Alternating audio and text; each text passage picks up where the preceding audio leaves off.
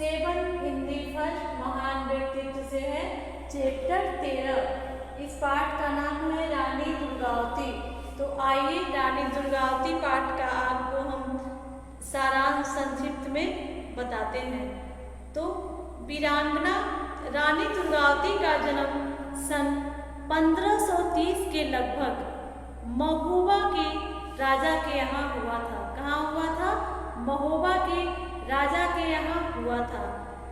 ये जो रानी दुर्गावती थी यह परम सुंदरी थी, विनम्र थी और साहसी लड़की थी। ठीक, विनम्र भी थी, सुंदर भी थी और साहसी लड़की थी। बचपन से ही वे वीरतापूर्ण कहानियाँ सुनती और पढ़ती थी। बचपन से ही उन्हें वीरतापूर्ण कहानियाँ सुनने और पढ़ने का शौक था और उसी के अनुरूप वे अपने को ढालने की कोशिश करती। उसी के अनुरूप उनको अपने को ढालने का शौक भी था। इसी कारण उसने पढ़ाई के साथ साथ युद्ध विद्या जैसे घुड़सवारी, तलवार चलाना, शिकार आदि में निपुणता प्राप्त की। वो पढ़ाई के साथ साथ तलवार चलाना, ठीक, घुड़सवारी करना, शिकार करना आदि में उन्होंने निपुणता प्राप्त की। इनका विवाह गोंडवाना के राजा दलपति शाह, ठीक, दलपति शाह के साथ हुआ था। इनका विवाह किसके साथ हुआ था? दलपति शाह के साथ हुआ था। रानी दुर्गावती अपने पिता के साथ गढ़ मंडल में सुखपूर्वक रहने लगी। विवाह के बाद ये अपने पति के साथ गढ़ मंडल में सुखपूर्वक जीवन अपना बिताने लगी। इसके बीच इनकी पिता की मृत्यु हो गई। इसी के बीच इनकी पिता की मृत्यु हो गई तथा कालिंजर और महोबा पर मुगल अकबर ने अधिकार कर लिया। और कालिंजर और महोबा पर कौन अधिकार कर लिया? मुगल सम्राट अकबर ने। विवाह के एक वर्ष बाद दुर्गावती पुत्रवती हुई। ठीक, उसके बाद उन्होंने क्या किया? एक साल बाद वो पुत्रवती हुई और उन्होंने अपने पुत्र का नाम वीर नारायण रखा। क्या रखा? वीर नारायण। वीर नारायण जब 3 वर्ष का था तभी उसके पिता की मृत्यु हो गई। जब वीर नारायण जब 3 वर्ष के थे तभी क्या हुआ? तभी उनके पिता की मृत्यु हो गई और रानी पर दुखों का पहाड़ टूट पड़ा। परंतु रानी ने अपने धैर्य और साहस को नहीं छोड़ा और उनके पति की भी मृत्यु हो गई, लेकिन उन्होंने अपने धैर्य और साहस को नहीं छोड़ा। उन्होंने अपने पुत्र को राजगद्दी पर बैठाकर उसकी संरक्षिका बनी और अपने पुत्र को राजगद्दी पर बैठा दिया और उसकी संरक्षिका बनी। अपने योग्य मंत्री आधार सिंह, उनके जो योग्य मंत्री थे वो कौन थे? आधार सिंह की सहायता से उन्होंने अपने राज्य की सीमा बढ़ाई तथा एक शक्तिशाली सेना का संगठन किया। और उन्होंने क्या किया? उनके जो मंत्री थे, आधार नाम था, आधार सिंह की सहायता से उन्होंने राज्य की सीमा बढ़ाई और एक शक्तिशाली सेना का संगठन भी उन्होंने किया। उनका जो राज्य शक्तिशाली और संपन्न बन गया और उनका राज्य क्या हो गया? शक्तिशाली और संपन्न बन गया तथा रानी की वीरता की ख्याति बढ़ती गई। प्रजा रानी से बहुत प्रसन्न थे और धीरे धीरे रानी की ख्याति बढ़ती गई और जो भी प्रजा थे वो रानी से बहुत ही खुश थे। रानी की योग्यता और वीरता सम्राट अकबर ने सुनी और रानी की वीरता और योग्यता के बारे में जब अकबर ने सुनी तो उसने अपने दरबारियों द्वारा बार बार उकसाए जाने पर सरदार आसफ खां को गोंडवाना पर आक्रमण करने के लिए भेज दिया। और आसफ खां को क्या किया? गोंडवाना पे आक्रमण करने के लिए भेज दिया। रानी के अदम्य साहस और शक्ति के सामने उसकी एक भी नहीं चली, और उसकी रानी की अदम्य जो साहस थी उसकी एक भी नहीं उसके सामने चली, और वह रानी से हार गया।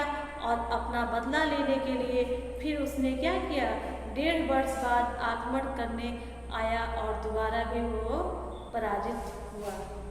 इस प्रकार से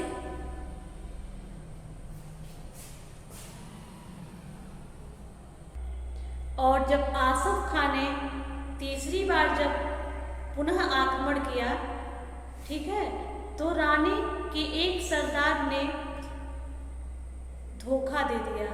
और जब वो तीसरी बार आक्रमण किया तो रानी के एक सरदार ने क्या किया, धोखा दे दिया और वो भेद बता दिया। फिर भी रानी एक मोर्चे पर अपने पुत्र को लगाकर स्वयं क्या की, स्वयं युद्ध का संचालन करने लगी।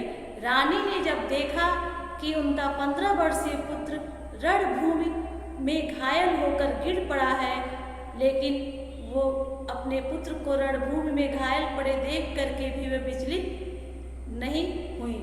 सेना के जो वीरों ने उनके क्या किया, उनके पुत्र को सुरक्षित स्थान पर पहुंचा दिया और रानी से प्रार्थना किया कि वे अपने पुत्र का दर्शन कर लें। उन्होंने कहा, मतलब रानी ने कहा कि अब मैं उससे देवलोक में ही मिलूंगी, और उन्होंने कहा कि अब मैं उससे देवलोक में ही मिलूंगी। रानी दोगुने उत्साह के साथ तीर चलाने लगी। तभी एक तीर उनकी आंखों में रानी क्या की, रानी दोगुने उत्साह से तीर चलाने लगी। तभी क्या हुआ, एक तीर उनकी आंखों में और दूसरा तीर गर्दन में लगा। शत्रु उन्हें जीवित न पकड़ सके, और शत्रु उन्हें जीवित नहीं पकड़ सके। और तब उनकी छाती, तब वो क्या की, तब वो अपनी छाती पर तलवार भोंक कर अपना बलिदान कर दिया, और अपनी छाती पे उन्होंने स्वयं तलवार भोंक करके अपना बलिदान कर दिया। इस प्रकार इस नारी ने अपने अनेक गुणों, शक्तियों, वीरता से भारत के इतिहास में गौरवपूर्ण स्थान प्राप्त किया। तभी तथा अपने कीर्ति रूपी शरीर से अमरता प्राप्त की, और अपनी जो कीर्ति रूपी शरीर है उससे अमरता प्राप्त की। इस प्रकार आपका रानी दुर्गावती का सारांश समाप्त हुआ। अब हम किताब से समझेंगे। आइए हम रानी दुर्गावती पाठ को समझाते हैं आपको। देखिए, गढ़मंडल के जंगलों में उस समय एक शेर का आतंक छाया हुआ था। जो गढ़मंडल का जो जंगल था, उस समय एक शेर का बहुत ही आतंक चारों तरफ फैला हुआ था, छाया हुआ था। शेर कई जानवरों को मार चुका था। जो शेर था वो कई जानवरों को मार चुका था। रानी कुछ सैनिकों को लेकर शेर को मारने के लिए निकल पड़ी। जो रानी थी दुर्गावती, वो कुछ सैनिकों को लेकर के शेर को मारने के लिए निकल पड़ी। रास्ते में उन्हें सैनिकों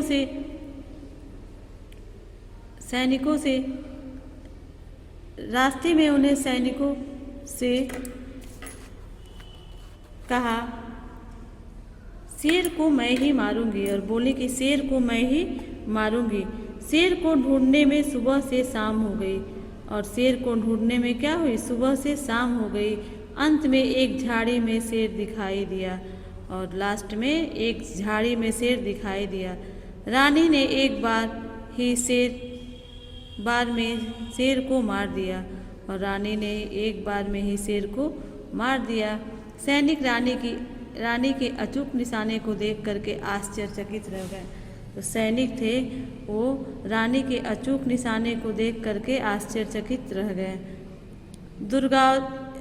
ये वीर महिला गोंडवाना के राजा दलपति शाह की पत्नी रानी दुर्गावती थी। और ये महिला कौन थी, गोंडवाना के राजा दलपत शाह की पत्नी रानी दुर्गावती थी। दुर्गावती का जन्म 1530 ईस्वी के लगभग महोबा में हुआ था, और इनका जन्म कहाँ हुआ था, महोबा में। दुर्गावती के पिता महोबा के राजा थे, और दुर्गावती के जो पिता थे वो महोबा के राजा थे। दुर्गावती सुंदर, सुशील, विनम्र, योग्य एवं साहसी लड़की थी। दुर्गावती सुंदर भी थी, सुशील थी, विनम्र और योग्य, उसके साथ साथ वो साहसी लड़की भी थी। बचपन में ही उसे वीरता एवं साहस भरी कहानियाँ सुनने व पढ़ना अच्छा लगता था। बचपन में ही उन्हें कहानियाँ पढ़ना और सुनना अच्छा लगता था। पढ़ाई के साथ साथ दुर्गावती ने घोड़े पर चढ़ना, तीर तलवार चलाना अच्छी तरह सीख लिया था। शिकार खेलना उनका शौक था। वे अपने पिता के साथ शिकार खेलने जाया करती थी और वे अपने पिता के साथ शिकार खेलने भी जाती थी। पिता के साथ वे शासन कार्य भी देखती थी और पिता के साथ वे शासन का कार्य भी उनके साथ अपने पिता के साथ देखती थी। विवाह योग्य अवस्था प्राप्त कर उनके पिता मालवा नरेश के राजपुताने के राजकुमारों में से योग्य वर की तलाश की और जब विवाह योग्य हो गई हो तो मालवा नरेश ने क्या किया, राजपुताने के राजकुमारों में से एक योग्य वर की तलाश की। परंतु दुर्गावती गोंडवाना के राजा दलपत शाह की वीरता पर मुग्ध थी, लेकिन दुर्गावती जो गोंडवाना के राजा दलपत शाह थे उनकी वीरता पर ही मोहित थी। दुर्गावती के पिता अपनी पुत्री का विवाह दलपत शाह से नहीं करना चाहते थे, लेकिन दुर्गावती के जो पिता थे अपनी पुत्री का विवाह दलपत शाह से नहीं करना चाहते थे। अंत में दलपत शाह और महोबा के राजा में युद्ध हुआ।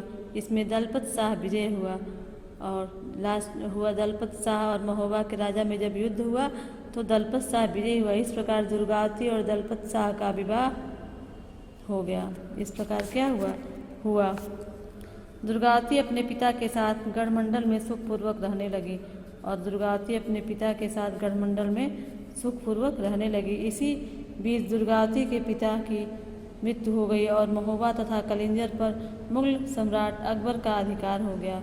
और महोबा पर किसका अधिकार हो गया? मुगल सम्राट अकबर का। विवाह के 1 वर्ष पश्चात दुर्गावती को एक पुत्र हुआ जिसका नाम वीर नारायण रखा गया। उस समय वीर नारायण केवल 3 वर्ष का ही था। उसने पति दलपत शाह की मृत्यु हो गई। दुर्गावती ने पे मानो दुखों का पहाड़ टूट पड़ा और उस समय लगा कि उनके ऊपर दुखों का पहाड़ ही टूट पड़ा, परंतु बड़े धैर्य और साहस के साथ इस दुख को सहन की। दलपत शाह की मृत्यु के बाद उनका पुत्र वीर नारायण गद्दी पर बैठा।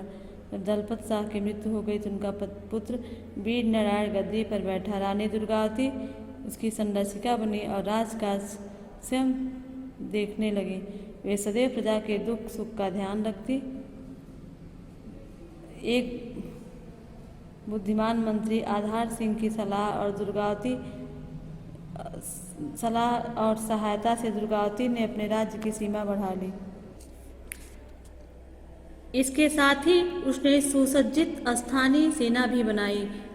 अपनी वीरता, उदारता, चतुराई से राजनैतिक एकता स्थापित की। गोंडवाना राज्य शक्तिशाली तथा संपन्न राज्यों में गिना जाने लगा। इससे दुर्गावती की ख्याति फैल गई और दुर्गावती की ख्याति चारों तरफ फैल गई, क्योंकि गोंडवाना राज्य शक्तिशाली तथा संपन्न राज्यों में गिना जाने लगा। दुर्गावती की योग्यता एवं वीरता की प्रशंसा अकबर ने सुनी। उसने दरबारियों ने उसे गोंडवाना को अपने अधीन करने की सलाह ली। उदार हृदय अकबर ने ऐसा करना उचित नहीं समझा, परंतु अधिकारियों के बार बार परामर्श देने पर अकबर तैयार हो गया। उसने आसफ खां नामक सरदार गोंडवाना के गढ़मंडल पर चढ़ाई करने की आज्ञा दी। आसफ खां ने समझा कि दुर्गावती महिला है, अकबर के प्रताप से भयभीत होकर आत्मसमर्पण कर लेगी।